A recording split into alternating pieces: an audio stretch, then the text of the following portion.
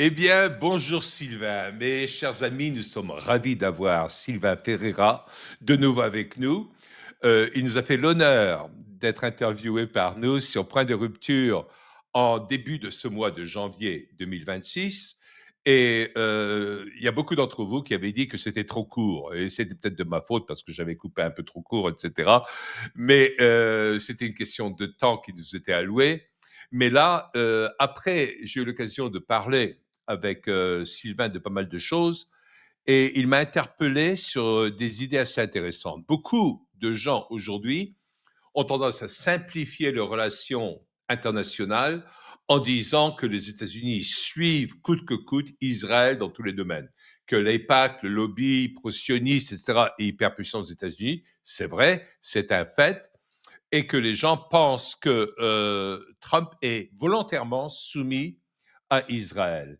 Et dans les propos que Sylvain a eu avec moi, ben, j'ai cru comprendre que lui n'était pas du tout du même avis. Et comme il a des données militaires et il va dans les dessous des pages également pour aller chercher la vérité, je dis non, non, je ne veux pas en entendre plus, mais autant que je t'interviewe là-dessus pour que tout le monde en profite. Alors Sylvain, bienvenue parmi nous aujourd'hui et on va y aller directement. Alors, c'est quoi que nous cachent les dessous des draps, si j'ose dire, sur le plan géopolitique et notamment entre les États-Unis et Israël? Et tu peux te référer à énormément d'autres choses parce que je ne veux pas te limiter dans tes propos. Alors bonjour à tous, merci de m'accueillir pour ce deuxième épisode, ce qui laisse entendre qu'il y en aura d'autres. Euh, Absolument. en fait, ce qu'il faut comprendre, c'est que oui, comme tu le rappelais, on sait le rôle très puissant, très important, primordial que joue le lobby donc de l'AIPAC aux États-Unis, à la fois auprès du Congrès et aussi auprès de la présidence, et depuis très longtemps. L'autre jour, on avait un petit peu évoqué le fait que on a cru pendant longtemps, bah, du coup, que c'était Israël qui systématiquement dirigeait la politique américaine du Moyen-Orient. On sait que ça va effectivement dans ce sens-là souvent, mais ça ne va pas toujours dans ce sens-là. L'exemple historique qu'on évoquait la dernière fois, c'est en 73 pendant la guerre du Kippour, où au dernier moment, Henry Kissinger a dit à Golda Meir, vos options nucléaires là pour vous défendre, vous les rangez dans les hangars parce que nous, États-Unis d'Amérique, on refuse que Israël emploie l'arme atomique pour mettre un terme à la guerre du Kippour, hein, et éviter la défaite qui se profilait à l'horizon.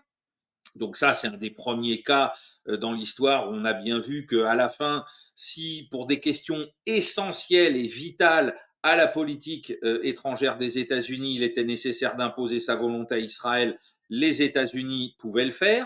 Il y a un autre exemple qui là est encore à mes yeux plus... Alors, il n'est pas aussi grave en termes de ce que risquait Israël pour sa sécurité, mais qui est encore plus fort d'un point de vue symbolique, c'est la survie de Yasser Arafat au moment de l'évacuation du Liban par l'OLP, à l'époque du premier mandat de Ronald Reagan. On Mhm. avait les services israéliens qui donc surveillaient l'évacuation de Beyrouth par l'OLP, et on savait à l'époque que le gouvernement d'Yitzhak Shamir en Israël voulait la peau d'Arafat. Ouais. Hein, c'était quelque chose qui était dans le catalogue de ce qu'il fallait faire, profiter de l'évacuation dans la cohue, dans le port de Beyrouth pour l'éliminer. Et à ce moment-là, Ronald Reagan a appelé Yitzhak Shamir, il lui a dit, vous ne touchez pas à un cheveu d'Arafat. Je vous interdis, moi, président des États-Unis d'Amérique, de liquider Arafat. Je vous l'interdis. Et ce qui s'est passé, c'est que depuis lors, les Israéliens ont déclassifié cette affaire.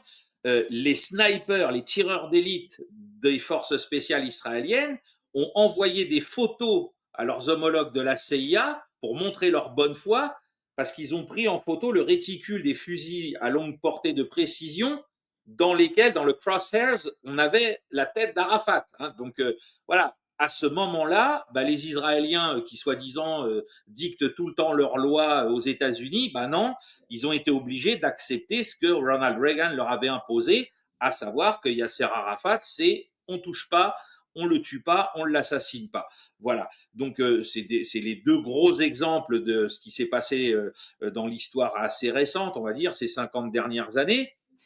Et puis là, plus récemment, depuis que Donald Trump est revenu, donc il y a maintenant, ça fait un an aujourd'hui, hein, on est le 20 janvier, ça fait un an qu'il a Tu veux dire Trump, Donald Trump, oui. de Donald Trump, pardon, qu'il a prêté serment à nouveau, de Donald Trump, pardon. Et donc, Donald Trump, lui, il a décidé d'utiliser encore des méthodes qui sont propres à ce qu'on expliquait l'autre jour, le grand show de la WWE, le catch, etc., pour encore en imposer à Israël pendant la guerre des 12 jours. Hein, les gens qui veulent pas comprendre qu'à cette occasion-là, il a dit à Netanyahou, t'es bien gentil avec tes histoires de changement de régime avec l'opération Rising Lion, ta volonté de frapper les installations soi-disant du nucléaire militaire iranien, etc., ça suffit.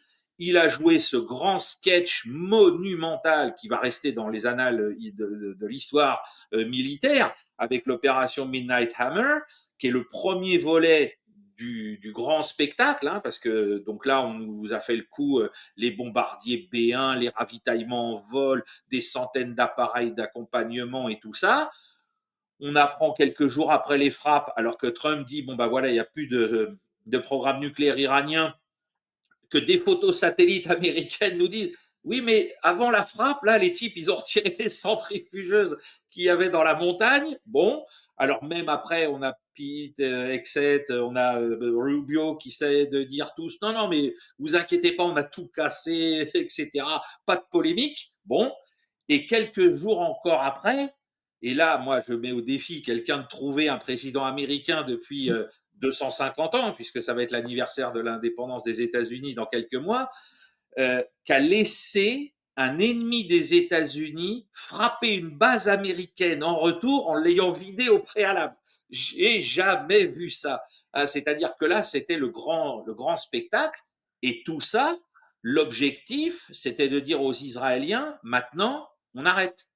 On arrête les frais. On ne continue pas cette guerre insensée parce que, bien évidemment, au niveau des destructions qu'opéraient les missiles balistiques iraniens sur le territoire israélien, on s'est rendu compte que le fameux dôme d'acier, là, le Iron Dome, ne suffisait pas pour arrêter les missiles balistiques iraniens. Il n'y avait pas assez de vecteurs, il n'y avait pas assez de lanceurs, et donc on s'est retrouvé dans une situation où on a des infrastructures critiques militaires et de renseignement de Tsahal qui ont été frappées par les Iraniens avec précision. Hein, bien évidemment, Israël a communiqué sur les dégâts sur des infrastructures civiles pour dire regardez les méchants Iraniens, ils tapent les civils, alors que nous, pas du tout.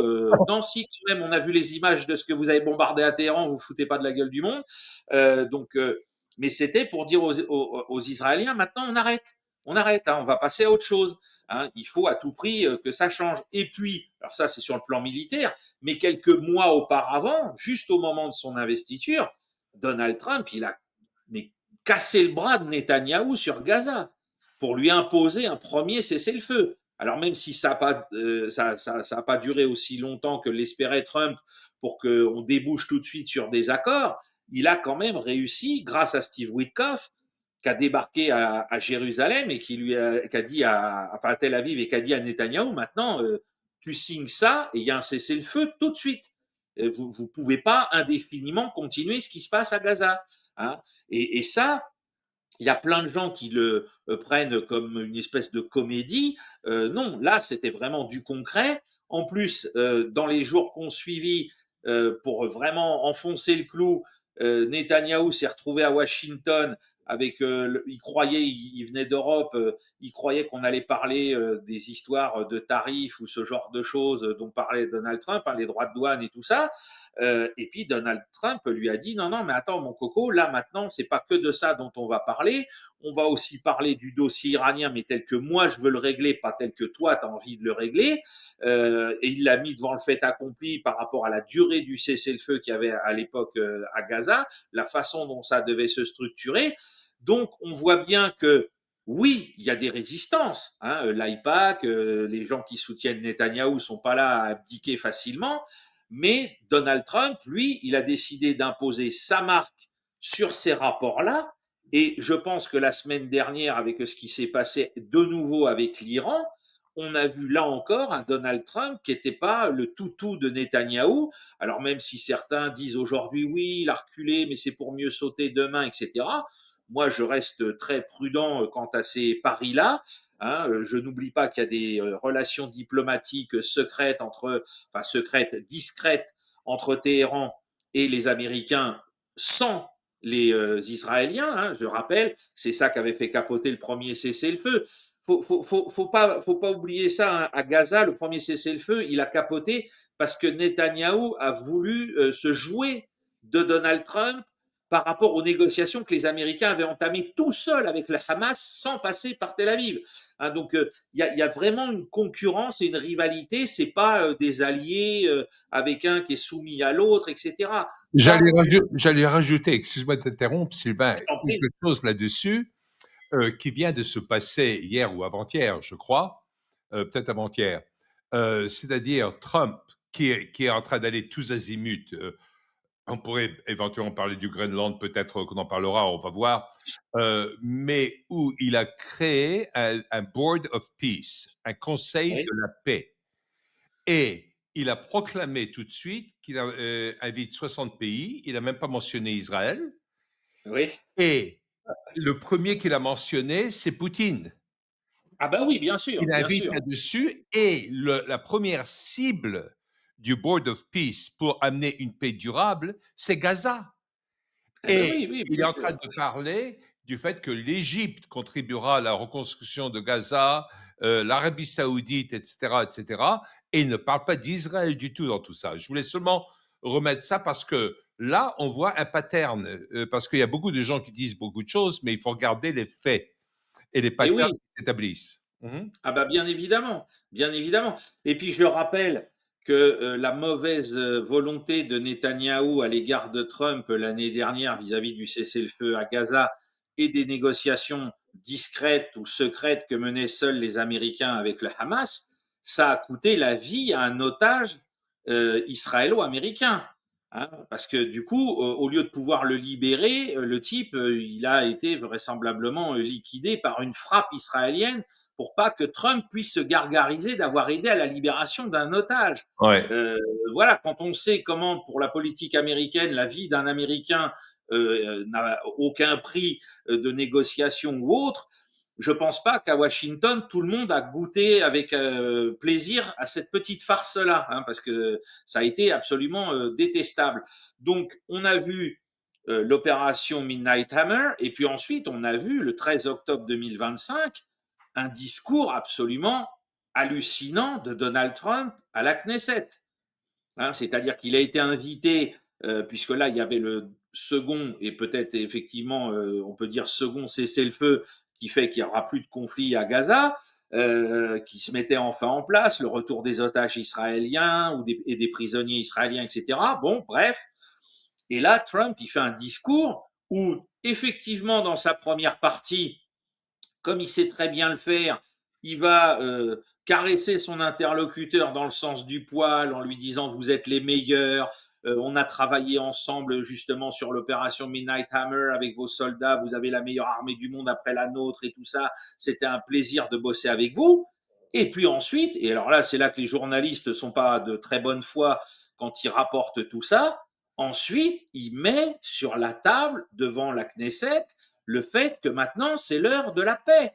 C'est terminé, et c'est limite s'il ne va pas citer le prophète Isaïe en disant hein, vos épées devront devenir des socs de charrue. Mhm. Hein, voilà, faut que vous compreniez qu'autour de vous, il les cite, hein, vous avez des pays arabes, comme tu le disais, qui ont signé des accords avec les États-Unis, les accords d'Abraham, etc., qui veulent que le business dans la région soit florissant, qu'il n'y ait plus toujours ce problème palestiniens qui viennent empêcher et envenimer la situation.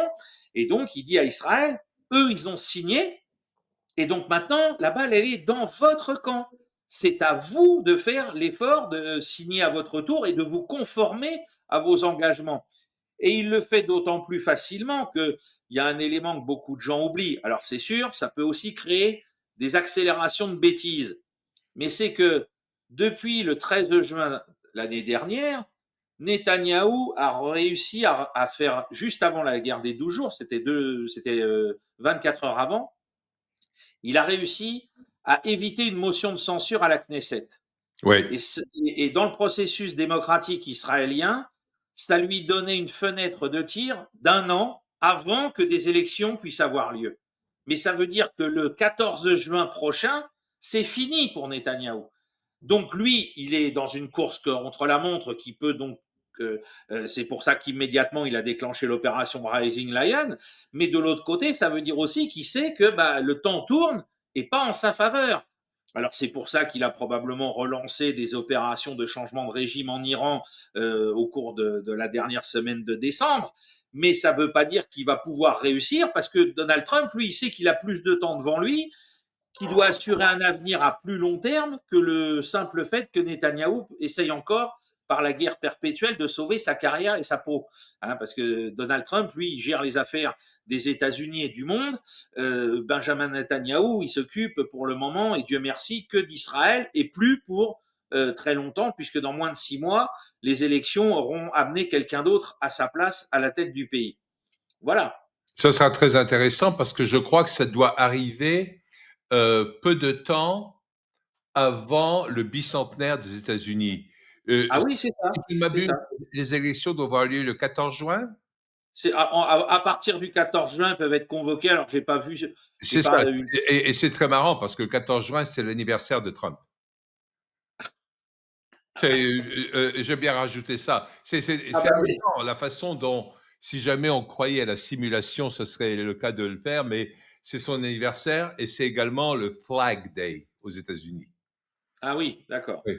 Donc, D'accord. il y a pas mal de choses comme ça. Alors, je voulais ramener, pas pour te couper dans ton élan, parce que c'est passionnant tout ce que tu es en train de dire et de nous éclairer là-dessus sur les véritables relations. Je voudrais parler de Marco Rubio. Marco Rubio, qui était auparavant un néocon, mais qui apparemment Ouais. ne l'est plus du tout. Alors, les néocons, les néoconservateurs, essentiellement, c'est qui? Pourquoi est-ce qu'on appelle les néoconservateurs? C'est parce qu'ils n'étaient pas conservateurs avant, c'était des gens Ah, de gauche, c'était des oui. professeurs surtout, mais des juifs américains qui étaient très de gauche. Mais comme d'un seul coup, la gauche américaine, dans les années 70 et fin des années 70, début des années 80, a commencé à s'opposer à Israël, pour eux, ils ont montré leur vraie couleur, dans le sens où c'est pas America First, mais c'est Israel First, qui était important pour eux. Et donc, ils se sont dit, il faut qu'on prenne des positions au sein du Parti républicain, qui, lui, est très pro-Israël à l'époque. OK. Et là où il y a eu énormément de néoconservateurs qui sont arrivés au gouvernement, il suffit de revenir et de regarder il y a eu énormément de conseillers néocons qui sont arrivés, c'est pendant la présidence de Bush père Oui. et qui ont pénétré à ce moment-là, etc. Et donc qui se sont sentis très forts dans ce genre de situation et qui ont pris tout le mouvement néoconservateur qui était très opposé à Trump. Même Ah bah, des bien sûr. influenceurs comme Ben Shapiro, qui se dit de droite, etc., étaient un never Trumper. Il était complètement opposé à Trump et tout ça, etc. Donc, ça c'est intéressant. Mais pour moi, Marco Rubio, qui est loin d'être un idiot, c'est un type très intelligent et qui a beaucoup de charisme en plus.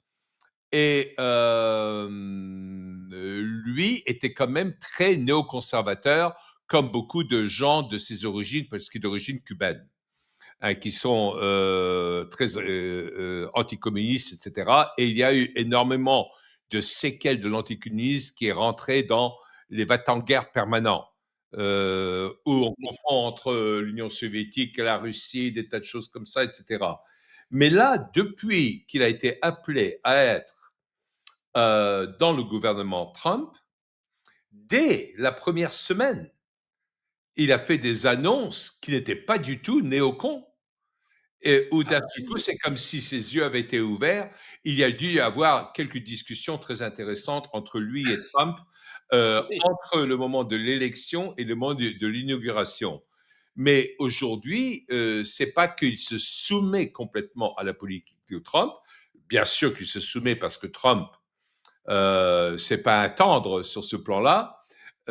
Et même s'il acceptait trop facilement la présence de gens comme John Bolton et Mike Pompeo et d'autres auparavant, et tous les autres néocons, là, c'est pas le même Trump dans son deuxième mandat, mais j'ai l'impression qu'il y a une conviction profonde chez Marco Rubio de la même politique très trumpienne de venir à bout de l'État profond et pas du tout de sombrer dans les chimères des néocons. Ah oui, bah c'est sûr que là, les heures, les longues heures des néocons qui, comme tu le disais, ont commencé à jouer un rôle clé. Alors, ils avaient infiltré l'administration déjà à la fin des années 70, hein, parce que quand on revoit les carrières des Wolfowitz et compagnie, ils avaient déjà pris quelques positions pour être dans les starting blocks. Et c'est vrai qu'à la fin des années 80, tous ces gens, il faut le dire, qui étaient des trotskistes, hein, puisque tu dis qu'ils venaient de la Exactement. gauche, faut définir cette gauche. C'est tous des trotskistes qui détestaient l'Union soviétique. Et c'est Ouais. pour ça qu'ils ont su, par leur discours, séduire certains républicains, parce que ils étaient tellement anticommunistes et enfin plutôt tellement anti-soviétiques qu'on s'est dit c'est des gens qu'on peut entendre et qui peuvent nous rendre des services. Bon, C'est malheureusement. des fabianistes à la base. Oui, c'est ça, c'est ça. Et donc ces gars-là ont pris de plus en plus d'importance. Ils ont joué un rôle terrifiant dans la guerre contre le terrorisme, hein, parce que pour vitrifier des pays arabes, ils étaient les premiers justement à cause de leur prisme Israel First et non pas America First. Et puis aujourd'hui, Dieu merci, il y en a certains que le Seigneur a rappelé à lui pour s'occuper de leurs âmes. Et puis ceux qui restent, Dieu merci, Donald Trump est là. Alors ça ne veut pas dire qu'il les a déjà battus, qu'il a tout gagné, que tout est terminé. C'est un combat sans merci, permanent, avec des moments où c'est Trump qui est au-dessus et dans d'autres cas, il est obligé de freiner, il est obligé de leur donner des gages. Les gens qui comprennent pas que Donald Trump, son élection n'a pas tout changé comme d'un coup de baguette magique, c'est parce qu'ils n'ont pas compris la politique. Hein. La politique, quand vous avez affaire à un système qui est aussi bien installé, aussi bien ancré dans l'appareil d'État, en plus d'un pays comme les États-Unis, on n'est pas en train de parler du Panama. Hein, donc ça fait des centaines de fonctionnaires qui sont dans ce bouillon-là, qui veulent garder leur prébande et compagnie. Parce qu'aujourd'hui, dans les néoconservateurs, il y a un homme dont moi je fais exprès de citer le nom, dont on n'entend jamais parler, c'est Radcliffe, le patron de la CIA, Ouais. qui est l'adversaire numéro un d'abord de Donald Trump et depuis, avant le retour de Trump, qui est l'adversaire du Pentagone. Parce que c'est pareil, dans ces problématiques-là, tout ce que les gens ne peuvent pas discerner, c'est que la CIA, bon, est dans son autonomie de toujours, qu'elle a vraisemblablement accepté les néocons avec énormément de facilité sur le plan historique. Mais ce qu'on oublie toujours, c'est que le Pentagone, lui, s'est toujours raidi contre ces types-là. C'est-à-dire que on croit que tout ça c'est monolithique, pas du tout, du tout. Et d'ailleurs, pendant toute la période qui s'est écoulée depuis le 24 février 2022, on a bien vu comment la CIA soutenait à mort les Ukrainiens contre les Russes pour casser du russe, pour provoquer de plus en plus de pertes et compagnie, et comment de l'autre côté le Pentagone était toujours là. Oh non, non mais les Russes c'est pas si grave. Enfin voilà, à essayer toujours de jouer le rôle de l'apaisement, De parce qu'au tamiser. Pentagone, on a des types qui réfléchissent à la guerre de demain et ils savent qu'on n'a rien à faire pour les intérêts américains de faire des bêtises en Ukraine, hein, qu'il faudrait peut-être se tourner vers la Chine et uniquement vers la Chine, tant en termes de moyens que de réflexion, etc. Et donc c'est pareil, ces types-là aujourd'hui, on leur dit il faut s'occuper de l'Iran. Mais pourquoi on s'occuperait de l'Iran? C'est parce que c'est dans les intérêts de Netanyahou. Bah oui, mais nous, c'est pas nos intérêts. Donc, on a beau avoir placé autour de Donald Trump des éléments pro-israéliens, pro-IPAC. Ils ont embauché une dame, là, dont j'ai oublié le nom, qui vient carrément du ministère israélien de la Défense et qui a rallié l'entourage proche de Trump pour gérer le dossier iranien. Tout ça est véridique. Mais ça ne veut pas dire que ces gens-là vont obtenir ce qu'ils veulent. Parce qu'en plus de ça, Donald Trump étant très bon, comme je viens de le rappeler, dans ces histoires de judo médiatique pour utiliser des formes spectaculaires pour endormir tout le monde, ces gens-là, il peut très bien, en apparence, leur donner ce qu'ils veulent et du coup les faire taire, parce qu'après l'opération Midnight Hammer, même Netanyahou disait ah oui, Donald Trump c'est le plus fort, l'armée américaine c'est la plus forte. Fallait voir ces scènes-là. Hein, faut pas les oublier. Donc aujourd'hui, on est dans une configuration qui a rebondi par rapport à ce dossier-là. Et comme moi, je l'ai écrit dans mon livre sur la fin de la domination américaine en faisant le panorama de l'armée, enfin des forces armées américaines, les forces armées américaines aujourd'hui, une guerre en Iran, ça n'est absolument pas dans leur catalogue. Hein. Ils sont obligés aujourd'hui de gérer une transformation monstre de l'ensemble de leurs forces armées comme jamais, je pense, une armée de ce niveau a dû en connaître une simultanée depuis qu'on compte les récits des grandes armées du monde. Ils ont autre chose à faire que de déclencher l'apocalypse avec l'Iran. Ou alors, et alors là on quitte le champ de la géopolitique, on rentre dans autre chose, ou alors on veut la guerre nucléaire pour déclencher l'Armageddon, etc. Et bon, là, on est dans des choses qui sont complètement déraisonnables. Mais si on reste sur le plan raisonnable, je peux comprendre qu'il y ait des gens de l'AIPAC qui veulent encore se dire oui, dans l'idée de maintenir Netanyahou, on pourrait ceci, on pourrait cela. Mais je pense même que dans l'AIPAC, Netanyahou a tellement démonétisé Israël et la cause israélienne et le judaïsme, parce que c'est deux choses distinctes, qu'aujourd'hui, je pense qu'il y a plus de gens dans l'AIPAC qui veulent se débarrasser de Netanyahou que de gens qui veulent lui permettre d'attaquer Téhéran demain matin. Voilà, c'est mon opinion personnelle. Et du coup, Trump le sait et Trump va surfer là-dessus pour éviter cette catastrophe. Ah, ça, c'est très, très intéressant, là. Hein. Et donc, toi, tu vois Rubio complètement à ses côtés. Ah bah moi je pense que ce soit Exet ou que ce soit Rubio, et puis tu vois quelque part, parce que comme d'habitude, des opérations militaires, des opérations diplomatiques, c'est des poupées russes. Hein, Ouais. c'est pas juste un truc. Regarde comment endormir, en termes médiatiques, comment endormir la CIA. Bah, tu la flattes avec l'opération contre Maduro. Tu dis, Ouais. regardez, on est encore capable en Amérique latine de faire des trucs, des machins comme on les faisait pendant l'opération Condor. Et en plus, là, on fait couler moins de sang, on torture plus les gens, on a fermé, enfin, on espère la School of Americas. Bon, bref. Et donc là, du coup, bah, les mecs, ils sont piégés. Tu leur donnes à manger avec des choses qui t'ont pas coûté très cher, tu as fait du grand spectacle derrière, et après, toi, tu fais avancer ton agenda à toi. Moi, c'est comme ça que je comprends la politique de Donald Trump depuis le départ, depuis un an, c'est qu'il opère de cette manière-là. Et si demain, il y a le dossier du Groenland qui va arriver, mais c'est pareil. C'est ça, excusez-moi cette expression, mais je peux pas m'en empêcher quand je parle de l'Instagram, c'est pas possible. Je Ouais. suis obligé de lui affubler cet adjectif-là devant son nom. L'Instagram, si demain le Groenland tombe dans le giron des États-Unis, mais il pourra qu'applaudir. On lui coupe l'herbe sous le pied. Il pourra pas dire bah, Donald Trump, il sert pas the greatest America. Hein. L'Instagram est toujours dangereux quand on a pas assez de petits garçons à sa portée.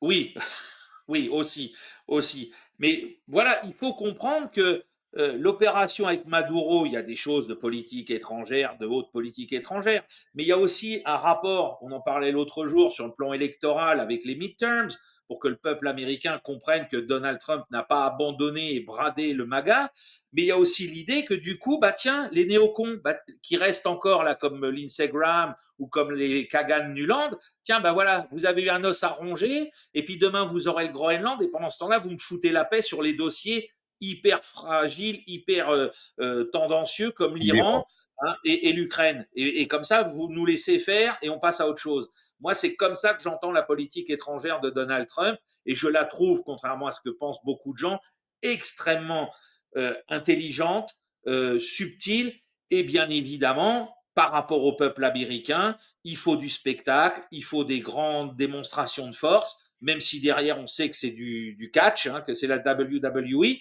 mais au moins, bah, auprès des Américains, ça passe. Absolument. Bon, moi, je voudrais seulement faire un genre de récapitulatif tel que je le vois. Et si je me trompe, vas-y, hein, dis-moi où Ah je me bah, trompe, parce que ça, c'est très important, parce que surtout dans ce genre de situation-là, on n'a pas raison. Euh, Comment est-ce que je vois certains pays aujourd'hui? Bon, le Venezuela, lourdement affaibli, mais pas meurtri, dans le sens où Trump n'a pas voulu de regime change. mais non, Donc ça, c'est mais important. oui, oui. Deuxièmement, Israël lourdement affaibli. Ah oui, Lourdement affaibli. Et là, on ne parle plus trop en mal de Hamas ou de la Palestine, etc. Et il y aura un point focal sur Gaza très important avec le Board of Peace, le Conseil sur la paix. L'Arabie saoudite renforcée maintenant en termes d'image. ah oui, ah bah oui, ah oui, L'Iran, malgré le fait qu'il y ait toutes ces manifestations, est-ce qu'il y en a eu autant qu'on prétend? Là, après, c'est autre chose. ouais, Parce que quand ils ouais. disent qu'il y a eu 15 000 morts, 15 000 Non. civils morts, ça serait plus qu'il y en a eu depuis le début de la guerre en Ukraine, en termes civils. Hein. Oui, oui, bien sûr, Non, oui, donc oui. c'est aberrant et à mon avis, il y a beaucoup de shows de WWE de l'autre côté également. Mais Ah oui, bien sûr. l'Iran, même si le Ayatollah Khamenei, il a 86 ans, donc il n'est plus dans sa première jeunesse. Et là, on voit de plus en plus le président de l'Iran parler, de plus en plus. Oui. Et l'Iran se retrouve quand même assez fort dans sa position. Ah oui, Celui qui est rendu ridicule très vite, c'est Reza Pahlavi, le fils de l'ancien Shah, qu'on est en train de montrer partout avec sa kippa et le fait que c'est une marionnette d'Israël. c'est Donc, ça, c'est ça, ça. c'est évident. La Russie est en position de force, c'est évident en ce moment, Oui. y compris par rapport à l'Europe, que même par rapport aux États-Unis, par rapport à l'Ukraine, n'en parlons pas, c'est presque fini. La Chine est affaiblie dans le sens où, si elle devait réagir sur certaines choses, ben, il aurait fallu qu'elle réagisse, mais elle n'a pas pu réagir par rapport au Venezuela. Donc, elle a montré ses limites et elle n'a pas pu réagir par rapport à l'Iran. Elle a montré ses limites également. Oh, alors là, là, c'est un problème de renseignement, hein, John, hein. Parce que des avions cargo chinois qui se sont posés à Téhéran blindés de missiles antiaériens, il y a eu un Ah pont oui, aérien depuis la Chine. Alors oui, c'est comme d'habitude, les Chinois, eux, la WWE, ils connaissent pas, hein. Eux, ils font ça toujours en très discret, hein. d'accord, ok. Alors, Écoute, reprends ça dans très peu de temps parce que ça serait très intéressant. Puis je vais te poser la question de comment est-ce qu'on voit les relations Chine-Israël également. Ça fait partie des choses. Mais là, ce qu'on voit de lourdement affaibli également, c'est l'Europe. ah L'Eu- oui, ah bah là, L'Europe est affaiblie, mais c'est invraisemblable. Et c'est là où moi je pense qu'il continue à avoir une relation très privilégiée entre l'Angleterre qui continue à pousser des choses vraiment anti-américaines, parce que l'Angleterre, depuis presque 250 ans, n'a toujours pas digéré le fait que les colons leur ont foutu une rouste et puis qu'ils les ont mis à la porte, les Anglais. Ils veulent avec toujours, notre aide, voilà, absolument, avec le marquis de Lafayette, oui. Et c'est pour ça que les Américains arrivant à D-Day en Normandie ont dit Lafayette, we are here. Et les Français disent pourquoi est-ce qu'ils parlent de Lafayette? C'était marrant comme tout. Et donc là, on voit, je pense qu'il y a toujours cette relation très privilégiée entre l'Angleterre et Israël. L'Angleterre a foutu la merde au Moyen-Orient, dans tous les pays arabes. Si vous n'avez pas le temps de l'étudier assez à fond, etc., allez voir Laurence d'Arabie, ça vous aidera. Euh, L'Angleterre a foutu la merde avec l'Iran, avec la British Petroleum, où ils n'ont pas honoré leur contrat, etc. Ils ont piqué tout le pétrole là-bas. L'Angleterre a foutu la merde avec la Russie, avec les guerres russo-japonaises 1905 et tout cela. L'Angleterre a été celle où il y a eu la déclaration de Balfour pour la création de l'État d'Israël, sur lequel elle s'est battue tout le temps. Il ne faut pas oublier que Churchill a été élevé dans une maison juive, dans une famille juive. Donc, il avait un biais pro-israélien qui était très fort. Et finalement, c'est vraiment l'Angleterre qui a poussé à la création de l'État d'Israël en 1948. Et depuis, elle a continué pour faire des choses. C'est vraiment le bras fort de l'État profond dans toute sa manifestation. Et l'État profond, quelque part, c'est vraiment la Banque centrale de Londres déguisée. Parce que c'est par ce biais-là que passe tout le blanchiment d'argent et la corruption à travers tous les pays du monde. Donc, là, l'Angleterre va être celle qui va être, à mon avis, très affaiblie à Davos. Ah oui, oui, ah Parce oui, que oui. même Davos, c'était une création anglaise quelque part, parce que à l'époque de Monsieur Elliot, qui était le copain de Kissinger quand ils avaient créé leur association en 1951, etc., sous l'égide anglaise à l'époque. Et ensuite, il ne faut pas oublier le rôle important de l'Angleterre dans le Club de Rome Oui. et qui était le bras fort des 50 dernières années, 55 dernières années de l'État profond et de tout son fonctionnement de cette façon-là. Bon, je voulais seulement récapituler sur tous ces points-là, mais là, je t'écoute et en premier lieu sur la Chine et l'Iran.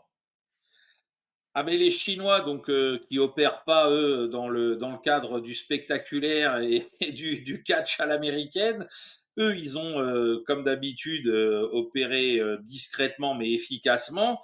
Donc là on a eu des rapports qui sont tombés sur les nombreuses rotations d'avions cargo militaires chinois vraisemblablement avec des cargaisons de missiles anti-aériens, d'appareils de brouillage, etc., qui se sont posés régulièrement à Téhéran. Donc voilà, les Chinois n'ont pas amené une division blindée pour défendre la ville, ils ont amené tout le matériel dont pouvait avoir besoin l'armée iranienne pour repousser une attaque éventuelle à la fois d'Israël ou d'Israël et des États-Unis ou des États-Unis tout seuls ou d'une coalition internationale, bon peu importe.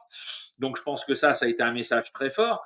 Il faut pas oublier aussi que dans ce qui a pu permettre à Donald Trump de dire à Netanyahou va voir ailleurs, on verra cette affaire-là plus tard, c'est aussi le fait que Trump attend son espèce d'adoubement international d'une rencontre avec Xi Jinping qui est prévue d'ici quelques mois. Hein, et il sait très bien que s'il déclenche l'apocalypse contre l'Iran, il ira jamais prendre la belle photo avec Xi Jinping derrière. Donc c'est pour ça que je dis, lui, il est sur un temps qui est plus long que Netanyahou et que les seuls intérêts d'une partie des fanatiques religieux israéliens, qui soient en Israël ou ailleurs dans le monde, ça va 2 minutes, mais c'est pas ça qui va déterminer toute la politique que va mener Donald Trump.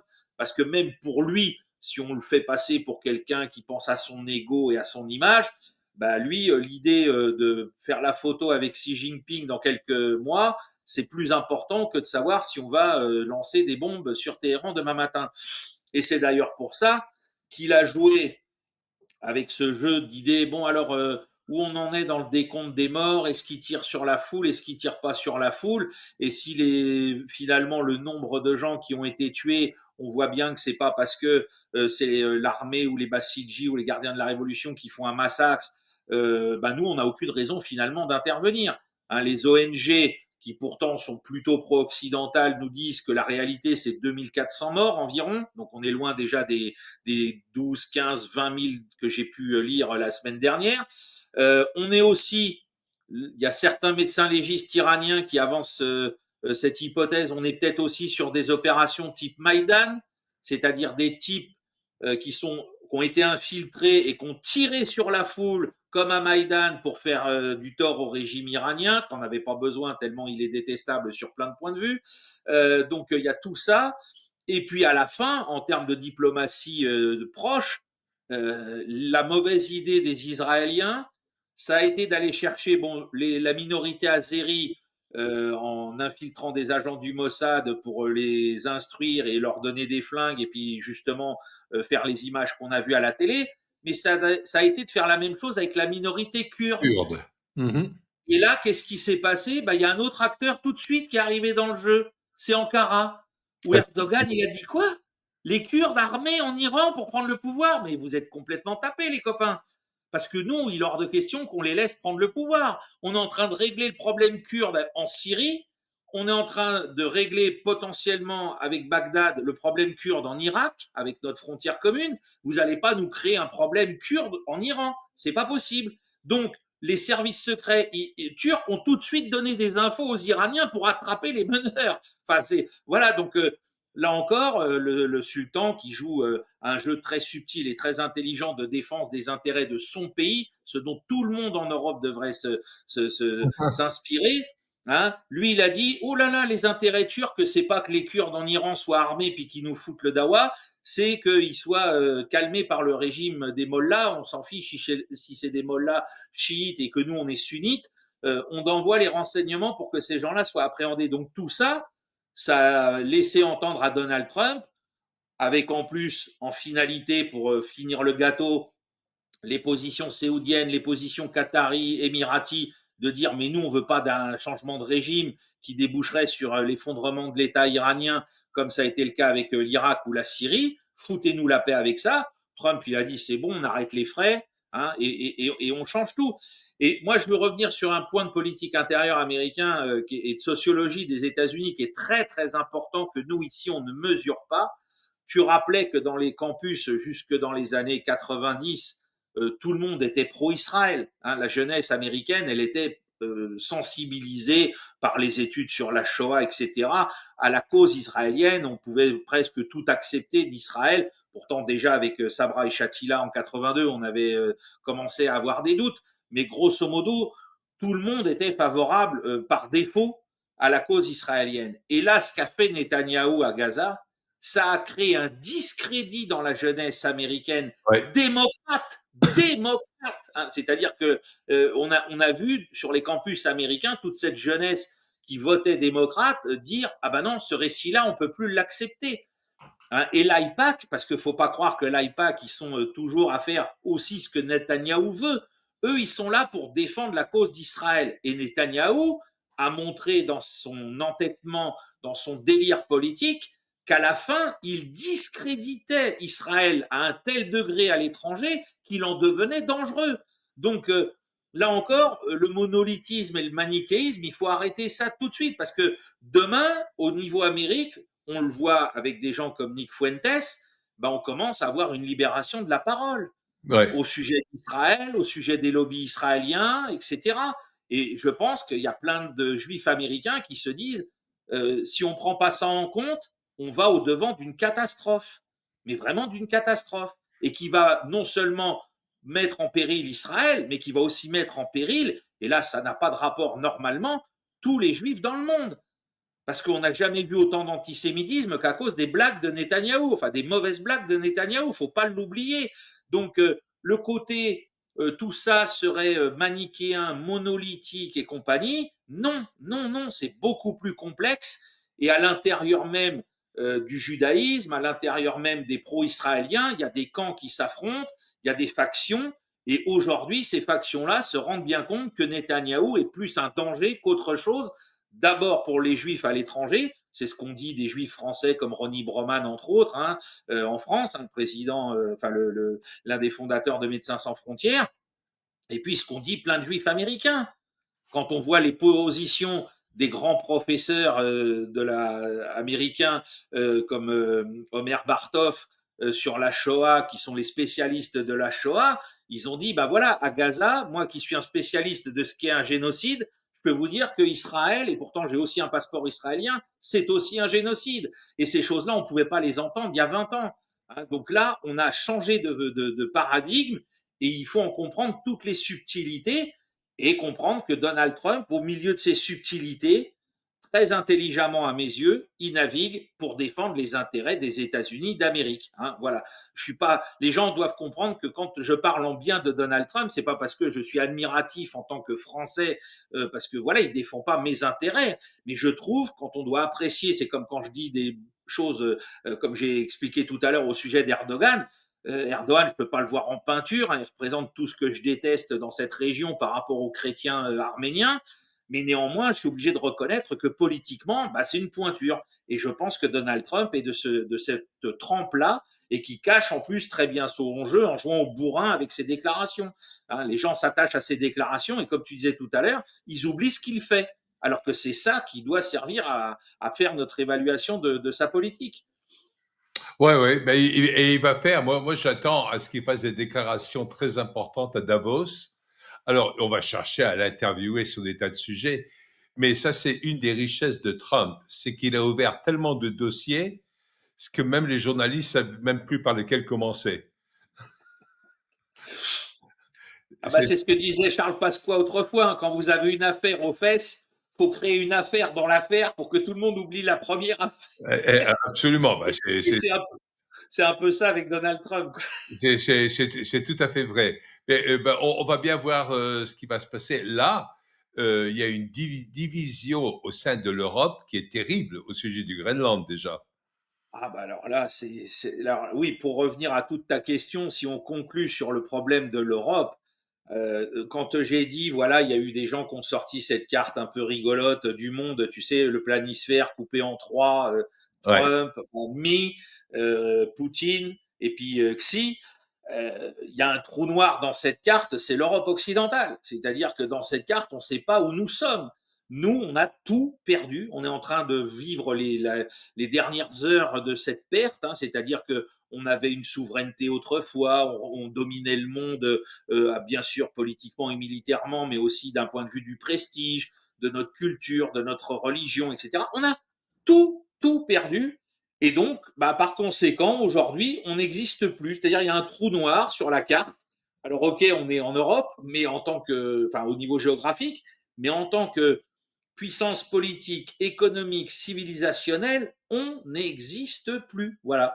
Donc, bah, les Russes se foutent de nous, après on ne se soit pas privé de se moquer d'eux depuis 2022. Trump, lui, depuis qu'il est revenu, là, quand je vois encore les déclarations qu'il fait à propos d'Emmanuel Macron, c'est terrible, c'est terrible. Manu, quoi? Allez, tu prends 200% de tarif dans la figure en plus, tais-toi. Et en plus, qui vient dire aux journalistes sur le tarmac, Emmanuel Macron, mais il sera bientôt plus là. Je Oui, parle pas. C'est terrifiant. Enfin, moi, je suis né en 1971, au mois de mars. Mon père, quand j'étais dans le ventre de ma mère, le 9 novembre, le général de Gaulle est mort. Hein, et mes parents avaient déjà trouvé mon premier prénom et mon second prénom, bah, mon père a dit ce sera Charles en mémoire du général de Gaulle. Quand je vois qu'à l'échelle de ma vie s'est déroulé cet effondrement de mon pays, qu'avait ce rayonnement depuis le passage du général de Gaulle, qu'avait obtenu l'arme atomique, qu'avait développé le TGV, le Concorde, tout un tas de choses extraordinaires, et il ce avait que, récupéré de l'or des États-Unis. voilà, avec des bateaux de guerre qui avaient été envoyés chercher ça à Fort Knox, des choses folles, avec le général de Gaulle à Phnom Penh en 66, qui dit aux Américains, la guerre que vous faites au Vietnam, c'est n'importe quoi, rentrez chez vous. Et Enfin, des qui a choses. viré les bases de l'OTAN sur sol C'est français. ça, c'est ça, c'est ça. Quand je me dis, je suis né juste après ça, et 55 ans plus tard, mon pays en est réduit à se faire moquer comme il se fait moquer par Donald Trump avec cette énième boutade contre Emmanuel Macron. Je me dis, mais c'est pas possible, quoi. Et c'est pareil pour tous les peuples européens, puisque les Allemands, les Britanniques sont dans le même état, hein, puisque tu Et ce disais, que je trouve intéressant, moi, là-dessus, en Europe, c'est que j'avais osé penser que, comme Trump avait pris une position forte sur le Groenland, d'un seul coup, l'Europe s'unifiait. Elle aurait pu s'unifier et se positionner, mais elle ne pouvait pas s'unifier parce que sur le plan militaire, elle ne va pas aller à l'encontre d'un des membres de l'OTAN. parce que l'article 5 ne couvre pas ce genre de cas. Ah bah non, non. On ne peut pas faire ce genre de choses. Et ensuite, bon, elle a cherché à montrer ses forces militaires, l'Europe. Alors ça, c'était le truc le plus risible qui ait jamais existé au monde. Ça, Ah c'est bah oui. le fait d'envoyer quelques chasseurs alpins, etc. Bon, c'était ridicule. Et il y a eu la position, par contre, de Giorgia Meloni, qui vient d'être forte, qui reprend un peu une relation qui est complètement différente parce que pendant tout ça, ça se passait par rapport au Groenland. Elle a déclaré, elle a décroché son téléphone, puis elle a appelé Poutine. Puis elle a dit, il faut qu'on se parle. Parce que je vais parler au nom de l'Italie et pas au nom de l'Europe. Et donc là, tout ça, ça s'est fait. Tous les autres pays qui avaient envoyé leurs chasseurs alpins, c'est même pas des chasseurs alpins, mais Les 13 troupes de personnes d'Allemagne, montagne. 3 Ouais. personnes du Suède, etc. Bon, bref, un de Grande-Bretagne, etc. Ils les ont rapatriés tout de suite par peur des séquelles. Et les deux seuls qui restent dans une position où ils vont tenir bon face à Trump, c'est Ursula von der Leyen qui représente personne C'est et ça. Emmanuel Macron. C'est Et ça. la seule chose qui me vient à la tête, c'est que c'est évident, c'est les deux seuls technocrates qui restent et qui croient en une Europe technocratique. La présidente actuelle du Conseil européen, Ursula von der Leyen, et celui qui espère lui succéder, Emmanuel Macron. C'est ça, c'est ça. Oui, bah oui, on est réduit à ça, c'est-à-dire des petites ambitions personnelles à des postes où on n'est pas élu par les peuples, hein. C'est tellement plus simple ensuite de légitimer son action politique sans être redevable auprès des électeurs. Donc oui, c'est à l'image de cet effondrement, parce que tout ça, ça n'a pas été le cas, enfin ça n'a pas été la conséquence, pardon, d'une guerre extérieure et compagnie, hein. C'est vraiment un effondrement de l'intérieur de chacun des pays européens, France, Allemagne, etc., avec des degrés plus ou moins importants. Macron, je pense que c'est lié aussi à la psychologie du personnage, hein, qui est un adolescent pas fini et qui fait son caprice et qui lâchera jamais, hein. Voilà, lui, il est irraisonnable. C'est pas déraisonnable, c'est irraisonnable. On peut pas lui faire entendre raison. Donc voilà, et donc Donald Trump va continuer de surfer sur ça parce que bah, puisque tout le monde face à lui est obligé de se coucher, la nature a horreur du vide. Quand il fait des gros bras devant Xi Jinping, il dit tiens, faites-moi un embargo sur les minerais rares là, qui sont si importants pour les forces armées américaines. Et Trump se calme tout de suite parce qu'il a les moyens, Xi Jinping, de dire à Trump, mais tu peux pas faire ça.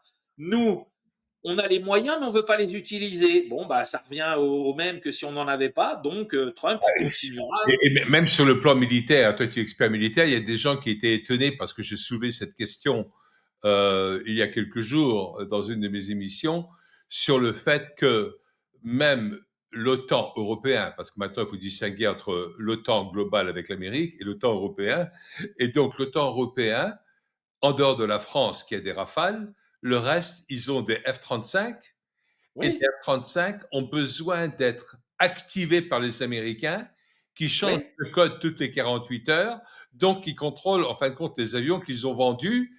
Et donc, bah oui. il n'y a pas de puissance militaire européenne. Ah Ce bah qui non, fait non. que, quelque part, il y a le contre-coup et maintenant, on est en train de voir une poussée du souverainisme en Europe. Ah bah oui. Mais Ça, bon, c'est une bonne ça, tu chose. sais, moi qui suis un vieux gaulliste politique, j'ai lutté toute ma vie contre l'Union européenne, contre le traité de Maastricht, en faveur du non-référendum en 2005. On nous a traités de fascistes, de je sais trop quoi, comme nom d'oiseau pendant toute cette période-là. Puis d'un seul coup, les gens qui nous ont insultés depuis plus de 30 ans se rendent compte qu'on avait raison. Bon, bah voilà, sauf qu'il est trop tard parce qu'on n'a plus les moyens. Et puis, je vais rappeler, puisqu'on en avait aussi un peu parlé en préambule l'autre jour, c'est pas la première fois qu'on est dans une situation à l'intérieur de l'OTAN de confrontation entre deux pays. Faut pas insulter les Chypriotes. Hein. En 1974, à Chypre, entre Turcs et Grecs, membres de l'OTAN tous les deux, on a eu une confrontation qui n'est toujours pas terminée, qui est gelée par un cessez-le-feu, mais voilà, il y a un mur comme le mur de Berlin qui a c'est niqué ça. tout. Voilà, dans un pays de l'OTAN. Donc aujourd'hui, c'est quand même, c'est pas une nouveauté qu'on puisse arriver au sein de l'OTAN à des confrontations. Et ce qui est terrifiant, bah, c'est que, et ça montrait déjà tous les signes de notre impuissance, c'est que depuis 74, cette question n'a jamais été réglée, et plus personne d'ailleurs ne cherche à la régler aujourd'hui. Et puis, bah voilà, maintenant on se retrouve, ah bah cette fois-ci, c'est pas entre la Grèce et Chypre, entre la Grèce et la Turquie au sujet de Chypre, c'est entre les États-Unis d'Amérique et tous les autres. Autant te dire que là, il n'y a aucune chance pour tous les autres. Ouais. Voilà, c'est comme tu dis, on a, sauf nous Français, grâce à l'impulsion gaulliste, on n'a pas vendu nos entreprises d'armement, on n'a pas démantelé notre dissuasion nucléaire, etc. Donc on a toujours des avions. On a essayé quand même. Ah bah bien sûr qu'on a essayé, parce que ce qui facilite aussi le boulot des Américains aujourd'hui, il faut jamais l'oublier, c'est tous les gens des différentes oligarchies ouest européennes qui sont des young leaders et qui ont été formés aux États-Unis pour nous trahir, nous peuples européens. Hein, ça fait partie des vieilles combines mises en place depuis des décennies aux États-Unis. On fait venir les meilleurs, enfin les meilleurs jeunes pousses de la politique française, allemande, italienne et compagnie, et puis on les biberonne pour que quand ils vont retourner chez eux, déjà, ils aillent nourrir les différents partis politiques de l'opposition spectaculaire. Hein. Moi, j'en parlais encore ce matin. Moi, dans ma ville à Meaux, il y avait Jean-François Copé, il était dans la promotion des Young Leaders d'Arnaud Montebourg. Et leur parrain de promotion, et toi tu vas très bien savoir de qui je parle, c'était John Negroponte. Je Ah, sais, je sais pas si tu vois le calibre du parrain, John. Hein. ouais, C'était pas un gentil, hein, ce monsieur-là.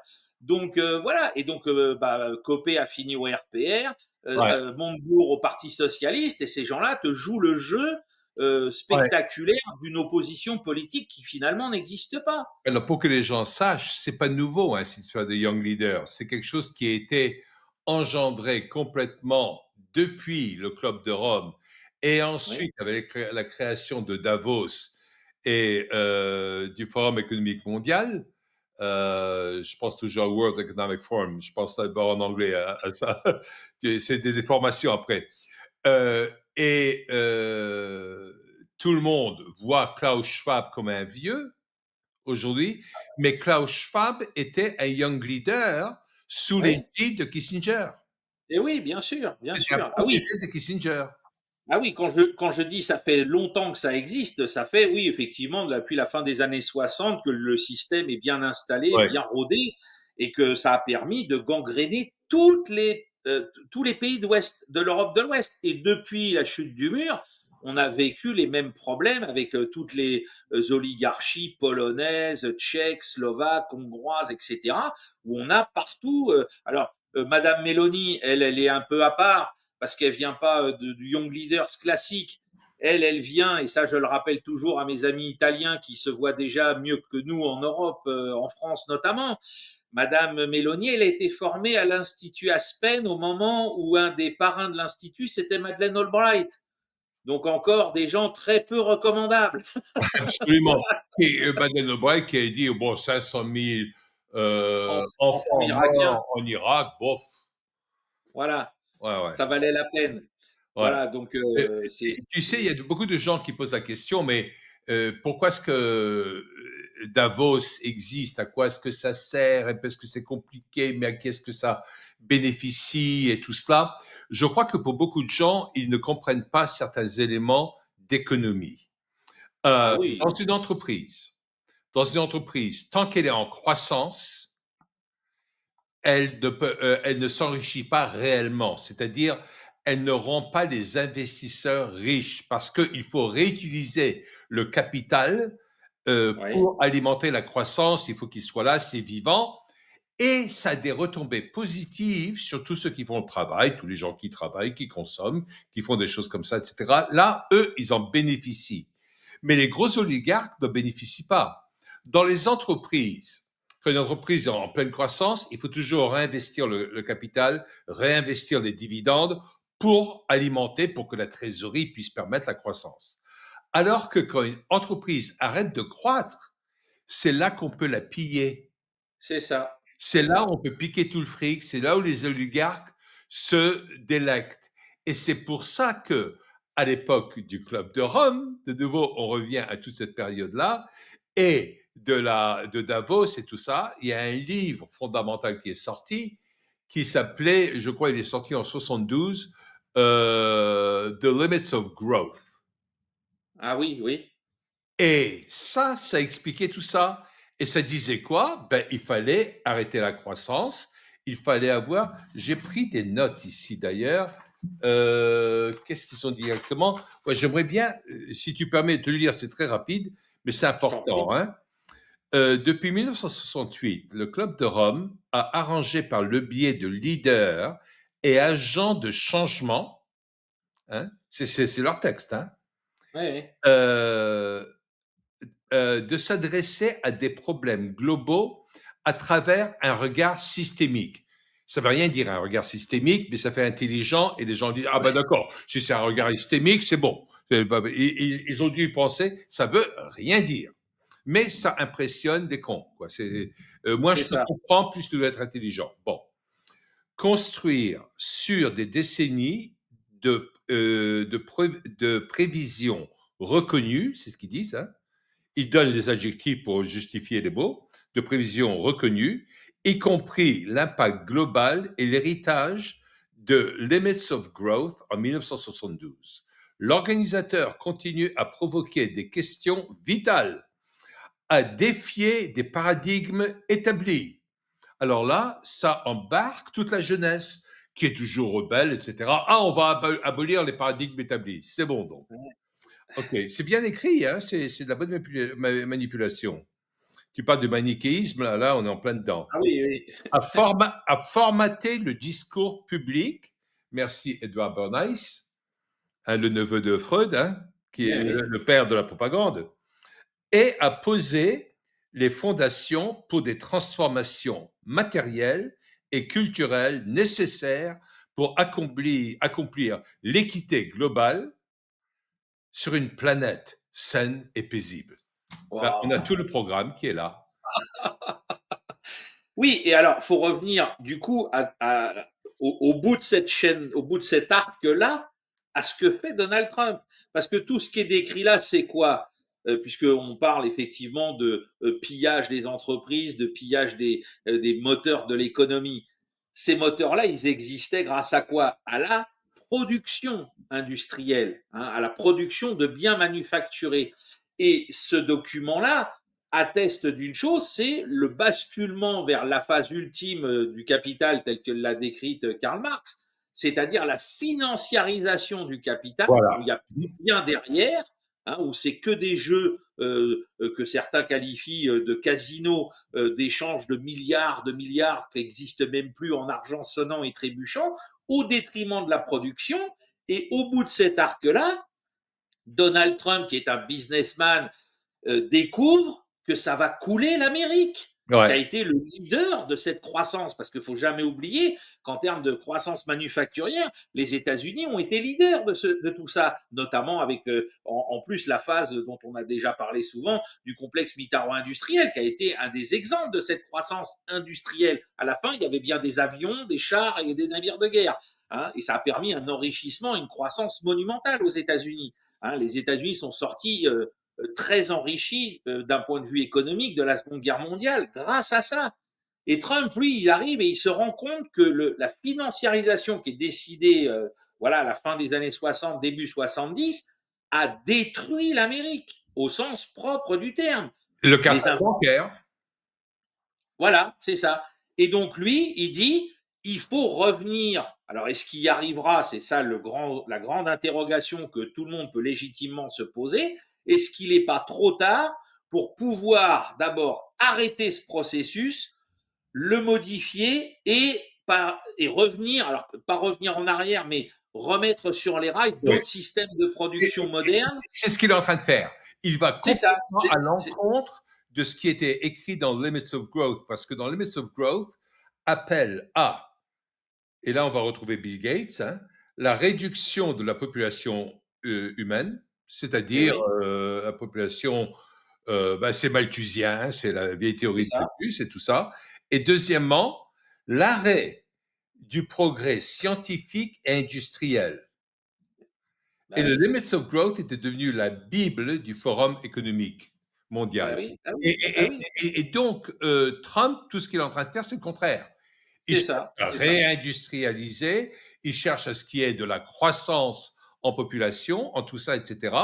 Donc, c'est 55 ans de Forum économique mondial qu'il est en train de fiche par les fenêtres. Et moi, j'attends avec impatience ce Davos, si tu n'imagines pas. Ah bah je comprends. Alors moi je vais être plus prudent que toi dans la formulation, c'est-à-dire que pour moi il tente de le faire et il fait face à un Moloch global de gens, de jeux de puissance, la City de Londres, tu le rappelais tout à l'heure, la Banque centrale d'Angleterre, etc. Il y a des intérêts antagonistes qui sont monumentaux, mais il essaye de s'appuyer.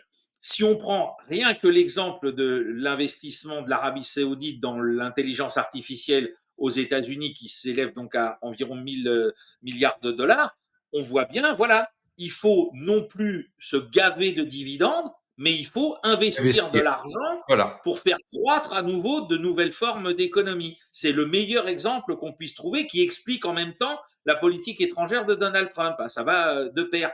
Et il a pris un décret dont j'en parle à chaque fois qu'on me donne la parole. Donc, il a pris un décret qui va aussi dans ce sens au niveau du complexe militaro-industriel il y a 10 jours. Il a fait un décret qui dit que maintenant, les entreprises du complexe militaro-industriel, ils doivent livrer en temps et Et en en heure et or. en qualité ce qui a été commandé par le gouvernement américain. S'ils ne le font pas, interdiction de revente et de rachat d'actions, interdiction de versement de dividendes. Les Absolument. gens, les gens qui comprennent pas que c'est le retour de l'État fédéral dans un domaine stratégique qu'un pilier des États-Unis, qui est le complexe militaro-industriel, moi, je suis sidéré par le silence autour de ce décret, John, parce que nous deux, on connaît bien les États-Unis et toi mieux que moi, mais qu'un président américain impose un tel décret à McDonnell Douglas, à Northrop Grumman, à Boeing, à Raytheon et compagnie, à RTX et aux autres, mais on sera à l'époque de Reagan, quelqu'un dirait c'est une directive communiste. C'est du soviétisme. Parce que les gens ne comprennent pas que ces sociétés-là ne sont plus des sociétés de production de matériel militaire, mais ce sont des entités financières au service des oligarques. Et donc, Voilà. lui, il dit, arrêtez les dividendes, on réinvestit, on produit tout de suite, etc. Sinon, eux, ils savent tous ce que ça veut dire, le sinon, c'est qu'il va chercher ailleurs. C'est ça, Et exactement. ailleurs, c'est exactement ce qu'il fait. Et l'autre action qu'il a fait contre les financiers, je ne sais pas si tu as vu ça, parce que ça aussi, il fait plusieurs déclarations par jour, on a du mal à suivre parfois. Et c'est qu'il a mis un cap, c'est-à-dire un plafond sur les intérêts sur les cartes de crédit. Ah oui, oui, oui, exact. Tout à fait, Etc. pour arrêter l'endettement du peuple Donc, il américain. s'attaque à l'usure même. C'est ça. Donc, Alors là, c'est aux oligarques, aux financiers, à tout ça, etc. Et c'est vrai qu'il veut ramener les États-Unis à ce que c'était, à une Amérique que j'ai connue, où moi je sortais d'un milieu hyper pauvre, mais mes parents, en ayant des métiers parfaitement normaux, ont pu, en mettant de l'argent de côté, tout en envoyant les 5 fils en fac, et aux États-Unis ça coûte cher, ah ils oui, ont oui. pu mettre de l'argent de côté pour, en 10 ans, acheter une maison de campagne cash. Waouh! Et Ah oui. c'était faisable à l'époque. Ah oui, bien sûr, bien sûr. Aujourd'hui, c'est impensable. Ah Impensable. bah, Mais Trump va faire renaître ça et je crois qu'il va commencer à parler de tout ceci bien davantage parce que ça va être un de ses grands projets, c'est de faire baisser les coûts immobiliers. Mais il va commencer à mettre des choses en œuvre maintenant pour qu'on commence à en voir les conséquences vers le milieu de l'année pour que ça ait un impact sur les metteurs. Ah oui, tout à fait, oui, tout à fait. Et puis alors, il y a un autre corollaire à tout ça, c'est J.D. Vance qui a pris la parole là-dessus, c'est de revenir sur l'idée de l'immigration qui fournit une main-d'œuvre malléable et pas chère qu'on peut épuiser à merci. C'est-à-dire que là, franchement, on sera à l'époque de Reagan, tout le monde dirait, mais ces gens-là, c'est des communistes. Ce Ouais, qu'ils sont ouais, en train de faire. Hein, tu es d'accord avec moi? Les types diraient, mais c'est pas possible. Et là, on voit des gens qui sont des républicains, hein, quand même, d'étiquette, et qui disent on veut plus d'usure, on veut plus que le complexe militaro-industriel soit cette espèce de machine à blanchiment aussi de pognon pour des gens qui se gavent et qui produisent plus rien de concret à la fin. Et puis on a cette idée de dire non, non, mais maintenant il faut une force de travail qui soit elle aussi made in America, enfin qu'on revienne à ça. Je rappelle qu'autrefois, il y avait des ouvriers qualifiés aux États-Unis du même niveau qu'en Allemagne ou qu'en France ouais, bien sûr. au niveau des années 40 notamment, et que voilà, et Trump a compris que tout devait passer par là, parce que comme Emmanuel Todd nous l'a signalé dans son bouquin sur la défaite de l'Occident, l'Amérique manque de techniciens, manque d'ingénieurs, parce que les gens de l'oligarchie, quand ils finissent par sortir de la fac, ils veulent faire avocat, ils veulent plus faire ingénieur. Ouais. Voilà, donc il faut remettre tout ce système-là en place.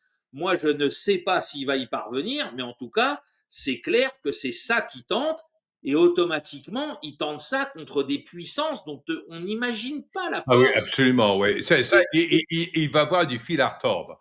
Mais mais voilà, il se bat à fond dans ce c'est sens-là. ça, Ça, c'est ça. c'est évident. Et les gens qui sont là à dire ça va pas assez vite, mais rendez-vous compte Ouais. que le type s'affronte à quelque chose, mais qui est, enfin, c'est monumental. Et c'est pas arrivé hier aux États-Unis. Ces gars-là sont Ouais, bien ouais. ancrés, c'est Ouais, solide. et puis les Ça y est. technocrates ont pris le pouvoir aux États-Unis comme en Europe, Voilà, hein. C'est c'est ça, qui c'est est-ce qui ça. dirige? C'est pas les sénateurs, c'est pas les congressmen, c'est les gens qui sont embauchés, qui sont là, c'est l'État profond et qui sont là pour continuer à faire leur même merde, tout comme les technocrates Voilà. à Bruxelles, c'est exactement la même chose. Donc Trump n'est pas un conservateur parce que, je t'ai entendu le Ah non. comparer souvent à l'époque de Reagan, les gens s'arracheraient les cheveux, ils diraient c'est un communiste, etc. Mais Trump est un populiste, un vrai. Oui, c'est ça, c'est ça, C'est un vrai populiste. C'est c'est pour ça, le peuple, c'est aussi simple que ça. Le c'est ça. dernier vraiment candidat populiste, c'était au tournant du siècle aux États-Unis, c'était William Jennings Bryan, qui avait créé un autre parti en dehors du Parti démocrate et du Parti républicain, Ouais, et qui avait des chances de gagner. Mais ensuite, bon, il y a eu la Fed qui a pris le contrôle des États-Unis, etc. C'était fini. d'accord. Et sinon, l'autre président américain qui était dans la même veine populiste, c'est Andrew Jackson. Et Ah oui, c'est oui. pas par hasard que Trump. C'est le modèle de Trump. Pardon? C'est le modèle de Trump. Ah oui, oui, bah, il a son portrait juste derrière lui dans le bureau Oval. Hein. Oui, oui, c'est ça. Ouais. Ouais, donc non, mais c'est très intéressant. Mais tout ça pour dire que tous les gens qui passaient tout leur temps à blâmer Israël pour tout et surtout à blâmer Trump dans le fait qu'il est au bas d'Israël, ils comprennent pas la complexité de la chose. Hein. C'est ça, c'est-à-dire qu'ils prennent un élément qui est, on l'a dit, réel, primordial, mais qui n'est pas unique. Et malheureusement, ils le prennent pour le seul élément. La vie est beaucoup plus compliquée que ça.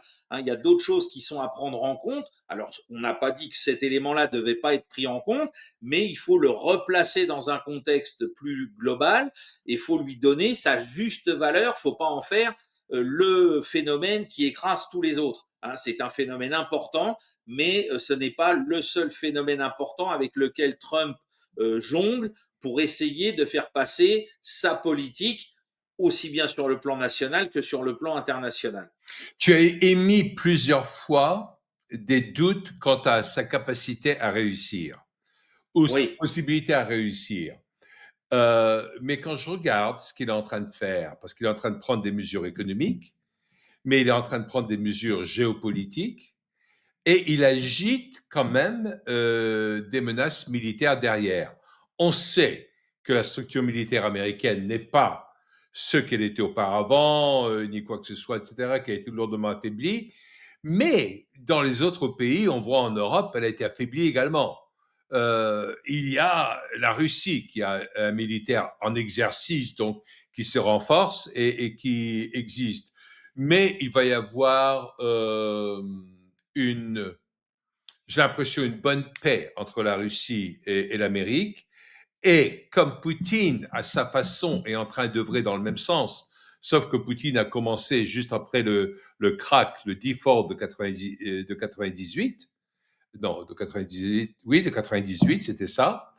Et il a mis un peu plus de temps, mais il a remis en place l'infrastructure routière, des tas de choses, etc. Et c'est pour ça que la Russie était à même de pouvoir faire face aux sanctions de l'Ouest qui ont été très sévères, mais elle s'en sort très bien avec un bon taux de croissance, etc.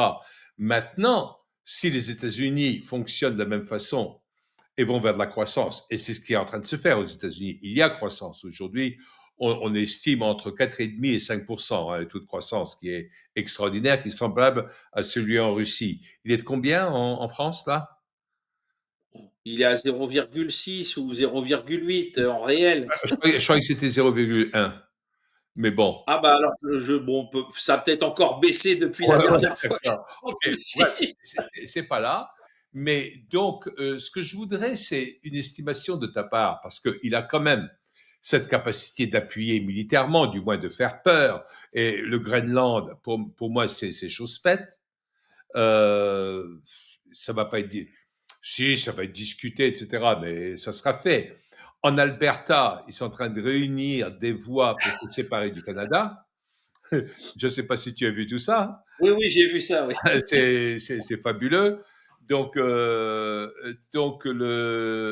Mark Carney, il va avoir du fil à retordre et il va découvrir qu'on ne peut pas manipuler les gens aussi facilement que l'argent à la Banque de Londres, parce que dont il était le chef auparavant. Oui, oui. Et donc là, euh, je ne vais pas te demander des pourcentages. On n'est pas en train de suivre le football américain que nous apprécions tous les deux et de prendre des bets sur qui va gagner quoi, etc. pour voir ça. Et on n'est pas en train de faire du over-under, etc. Je m'excuse pour tous les auditeurs, mais c'est de la terminologie de prévision et de paris sur les sports en Amérique.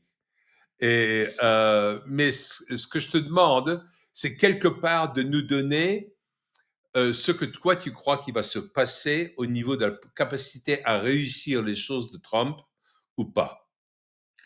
Bah, moi, mon problème, c'est que je n'oublie pas, donc je rappelle souvent le constat que fait Emmanuel Todd de l'état de la population, des infrastructures, etc. C'est-à-dire que la base de départ de ce que Trump doit transformer, elle est très négative. C'est-à-dire qu'il hérite d'un pays qui est en ruine, pas ruiné, mais en ruine, et qui est pas loin d'être ruiné s'il n'avait pas la capacité avec le dollar de faire un peu la pluie et le beau temps. Donc, on part de très bas, hein, c'est-à-dire que Trump s'attelle à une tâche qui est de facto titanesque. Et la grande différence avec la tâche titanesque que tu rappelles fort bien à laquelle Vladimir Poutine s'est attelé, c'est que Vladimir Poutine, qu'on le veuille ou non, qu'on l'apprécie ou non, il s'est appuyé sur un système politique électoral qui lui permet d'être là encore 25 ans plus tard. Or, on sait très bien que, alors pour Donald Trump, il y a aussi la différence d'âge, hein, c'est-à-dire qu'il s'est attelé au problème, là surtout depuis ce nouveau mandat, en étant débarrassé des Pompeo et compagnie, ce qu'il n'a pas pu faire la première fois, qu'il est beaucoup plus âgé et que maintenant, toute sa capacité à avoir amorcé le mouvement vers ces transformations vitales pour la survie des États-Unis, il faut s'assurer de passer le cap des midterms pour qu'elles durent déjà sur les 4 années de son mandat, au point qu'elles apportent au peuple américain les bénéfices qu'il attendait de l'élection de Donald Trump pour permettre à J.D. Vance de poursuivre l'œuvre pendant au minimum 4 ans et il faut l'espérer pendant 8 ans. Et moi, et je ne vais pas me dédire, j'ai pris moi ce bet-là, ce pari-là, Si le cap des midterms est gagné dans un peu plus de 10 mois, moi je pense que J.D. Vance sera élu président des États-Unis et qu'il a presque toutes les chances de faire 8 ans à la Maison Blanche. Voilà.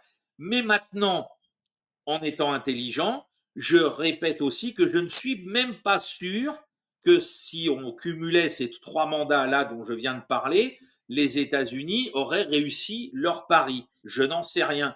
Je ne vais pas dire que je souhaite leur échec, hein, parce que j'ai assez d'amis américains, j'ai assez d'affection pour la culture américaine et pour son histoire. Donc j'espère pour le peuple américain qu'il s'en sortira parce qu'il en a assez bavé de toutes ces politiques de décroissance dont on vient de parler.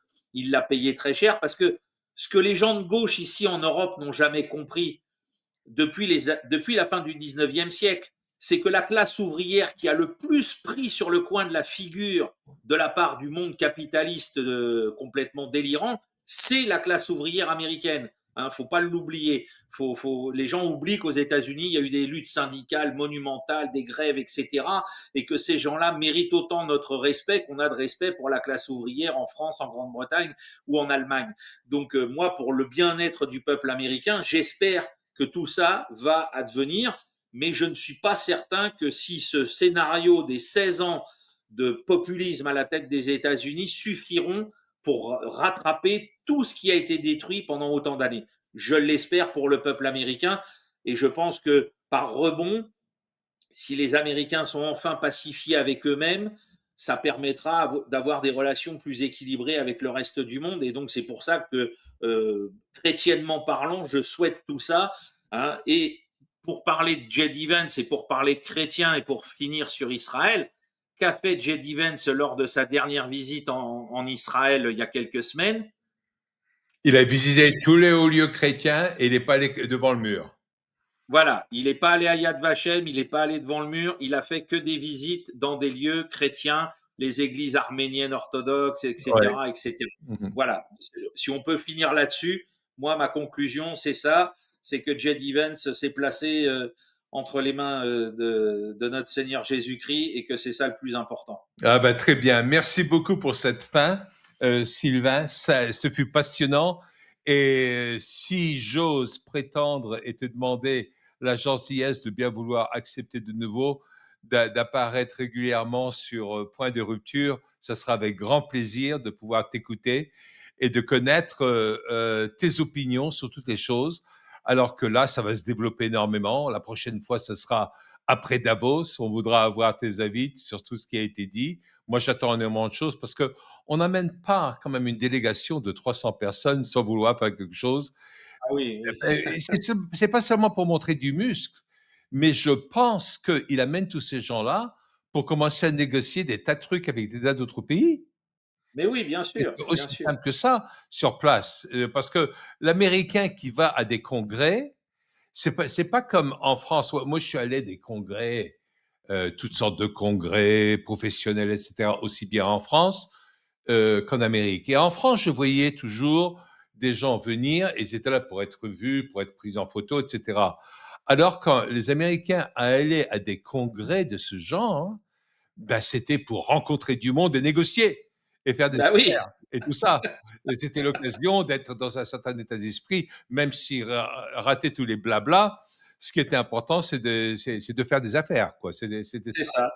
Ok, Sylvain, merci beaucoup. Et puis, à la prochaine, parce que ce sera de nouveau un grand intérêt. Alors, je demande à tout le monde, là, sur Point de rupture, de laisser dans vos commentaires, de nouveau, ce que vous avez apprécié le plus et que vous avez découvert dans les propos de Sylvain et qui vous amène peut-être à changer d'avis, peut-être à avoir une opinion un peu différente sur ce qui se passe dans le monde et, je l'espère pour vous et pour nous tous, positive. Merci et à bientôt. Merci.